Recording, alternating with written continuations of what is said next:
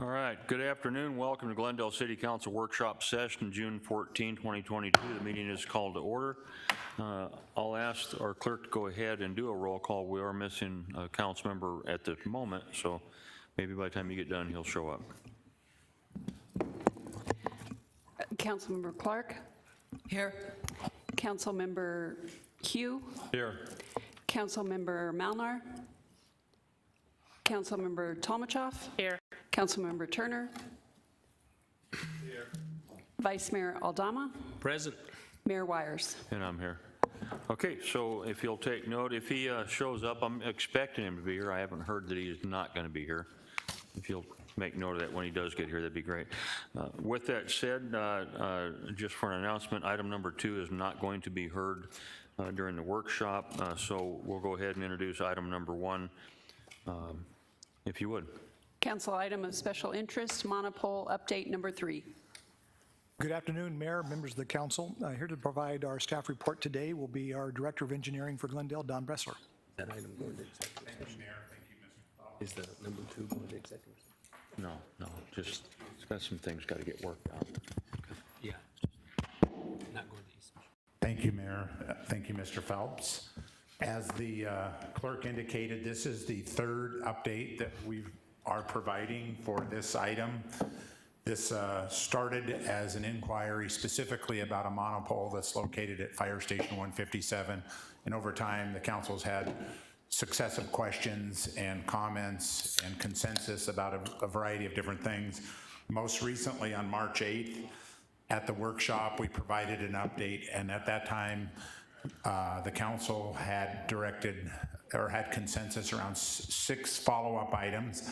So I'm going to summarize those for you today. We don't have a slide presentation, but for the benefit of the audience, one of the questions was, what was the setback from the current monopoles on city property that would be exclusive of monopoles that might be in the right-of-way, which would be essentially along street corridors.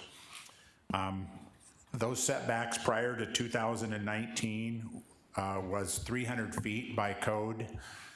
And in 2019, council adopted an ordinance change, ordinance 019-48, and it modified that from a 300-foot setback to a 150-foot setback. Another point of information the council asked for is what kind of stealth technology exists out there. We sent out an email blast to about 110 different agencies that provide some level of regulatory oversight across the state to find out what they're experiencing in their communities or their jurisdictions. We didn't receive very much of a response, but we did get some response. Essentially, what is happening with stealth technology is that it's particularly with small cells, it's being attached to street lights, very similar to what we see here in Glendale, and it's typically an extension over the top of a street light installation. So it's consistent with that. In your packet, there are some examples of other stealth technology that we've seen, particularly in the Valley. I can go through those in just a minute, but they range from something that's standalone, like a tree, an elm, in some instances a saguaro cactus, in other instances, more commonly, you'll see palm trees. There's also examples where it's been modified or incorporated into something else. There's an installation in North Glendale where it's been incorporated into what I would say a mall signage system. So there's various different things, and we've have some examples of that in your packet. The question was posed about the original monopole height, at Fire Station 156. If you recall, prior to the monopole elm installation, it was a flagpole installation that was 50 feet. And in the council packet, I indicated that it is 70 feet according to the installation permit. But in that permit, it also shows that that was the top of the actual pole structure. I think with the branches on the monopole elm, it can go as high as 77 feet. So that addresses that. You also asked, as part of that, what was the original setback in 2008 when the monopole flagpole was installed? It was 154 feet from property, the closest adjacent private property line. The current monopole is 147 feet from the nearest private property line, and we have schematics in the, or over aerials that show the measurement on that, and they're not to the same property line, but they're to the closest adjoining private property line to whatever those two installations were. How many monopoles on any city any property, I'm sorry, not city property, in Glendale exceed 50 feet? Unfortunately, we're not able to find that information. I've talked to my colleague, John Sheedmade, the Director of Development Services, and that's not information that he has available, at least not readily. If there's more research to be done on that, we can speak with him. There's at the March 8th workshop, I talked about a wireless cooperative for which Glendale is a partner in, and the question was posed, is the wireless cooperative take any forward or proactive measures to try to address this issue or issues really about monopole installations?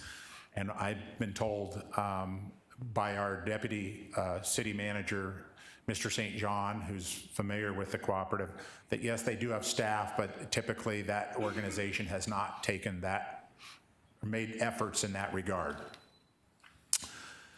And then the last item was consensus around drafting some sort of a good neighbor policy.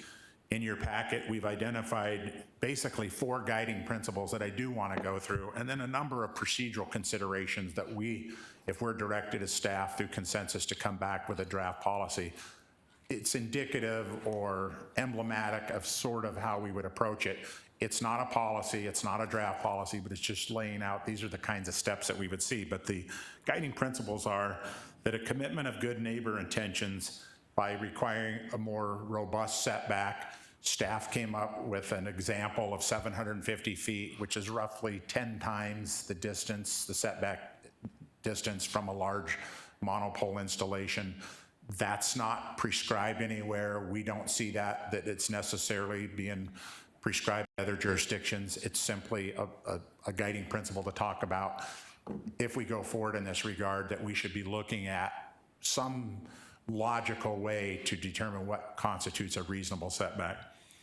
That clearly a good neighbor policy would require that the notification to the affected neighborhood, or definitely the adjacent neighbors that would be visually impacted by such an installation, that would be part of the policy. That there would be an opportunity to have some sort of an aesthetic review committee. I think what we've experienced over time is, and you've all seen where maybe, and I'll use probably a monopole palm as an example. You'll see a monopole palm that's being used as a cellular installation, and pretty soon there's more equipment hanging off of it than palm fronds. And so whether or not you'd want to have some sort of aesthetic input or oversight could be part of a policy. And I've said this, I think probably every time I've given you an update, that the sensible co-location of service providers onto cellular installations makes sense strategically, so that you don't have every service provider trying to have their own separate installation and standalone installation, where you then end up with a proliferation of installation and poles by virtue of the fact that you don't want to allow co-location. So those are the guiding principles. Again, there's some policy considerations. I'm not going to go through those. And then there's some visuals that represent examples of monopole stealth technology that we've seen here in the Valley. As again, you can see some of it's trying to disguise something. In other cases, it's trying to incorporate it into some other architecture. And then you can see what the pre-stealth installation typologies look like, where there was really no attempt to either integrate or camouflage or disguise the installation itself. So I think the industry's demonstrating that they're hearing feedback about the aesthetics and is responding, whether people would agree enough, but they're responding to that criticism. And with that, I will be happy to answer any questions or take any direction. Mayor? Mr. Bachelor, went back in the questions, I don't think I missed anything, but how many of the small cell and the monopoles whether they're city of Glendale property or private property, they are not stealth. Do you have that information? That are not stealth? I'm sorry, Mayor, Council Member, or Vice Mayor, excuse me.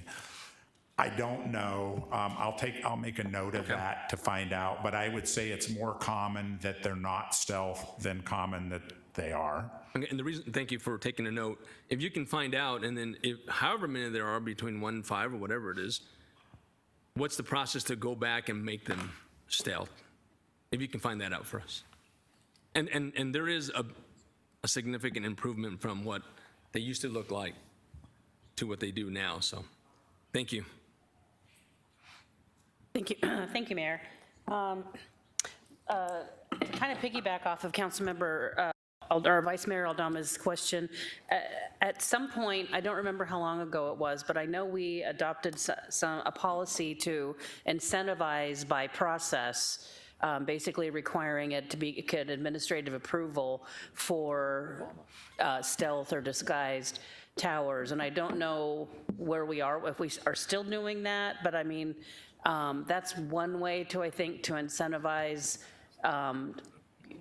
putting up, incentivize the investment in something that's more aesthetically pleasing to the community than just basically a, standalone tower. And I don't know even if we're still doing that. I know that it was before your time, so I don't know where we are with that. But what I'd like to do is, I'd like to have a discussion about adopting this good neighbor policy. I don't think we're probably prepared to do that today, but if there's a consensus to bring that back to a workshop on, do we want to have a good neighbor policy on city-owned property? I think everybody's well aware of the situation that happened in my district, is that there was literally no notification, and people came home from work one day and they could see it, in their living room and in their kitchen. And my position is that we should be the best neighbors that the residents of Glendale have.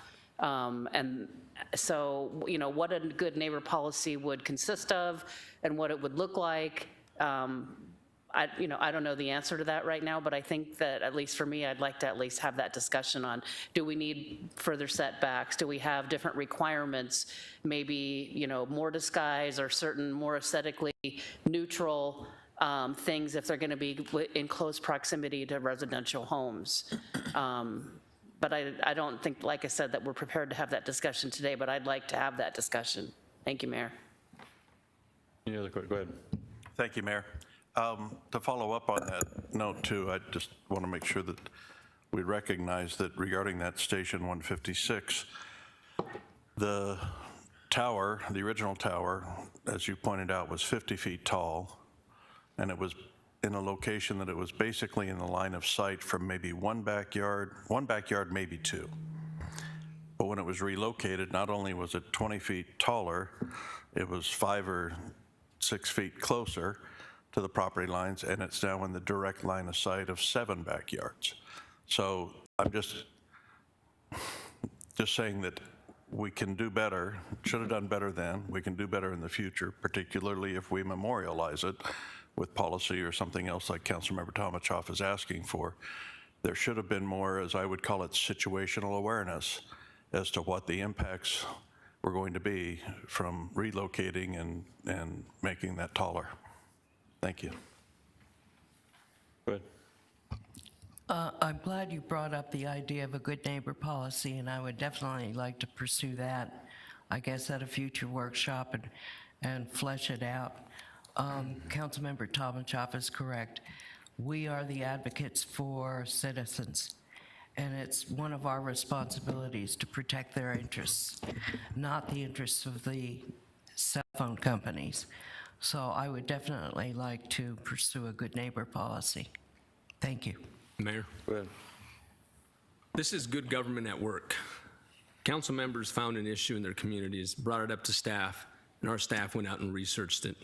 Brought back some information that wasn't exactly pleasing to the council, but your hands are tied. This is something that federal government and the state has us tied. So we are now having to work with each other, and we're doing that. So continue to do that. I'm really happy and proud of the work you guys brought forth to us. We've had a few workshops. It sounds like we're going to have a couple more. But I just want our citizens to know this is your government at work. good policies will come out of this. But at the end of the day, you're not going to get rid of polls 100%. It is a very, very complex law, and we can skimmer around it, but we're not going to get through it 100%. But thank our staff. This is good government at work, putting our heads together. Thank you. Thank you, Mayor. I'd like to add one thing. Mr. Senseman, the people that you represent, if potentially they could get with the city when they're going through all this, and if there's any new opportunities for different types of poles in order to hide the structure, I think your group has got to have had dealt with this with lots of other cities across the United States. I don't think that Glendale is the only one that's been dealing with this. So if there are other options, if you'd get with them and show them what's available, that would help all of us also if it comes to a point to where we're going to be a good neighbor and different options available. So I'd appreciate it if you could do that through your organization.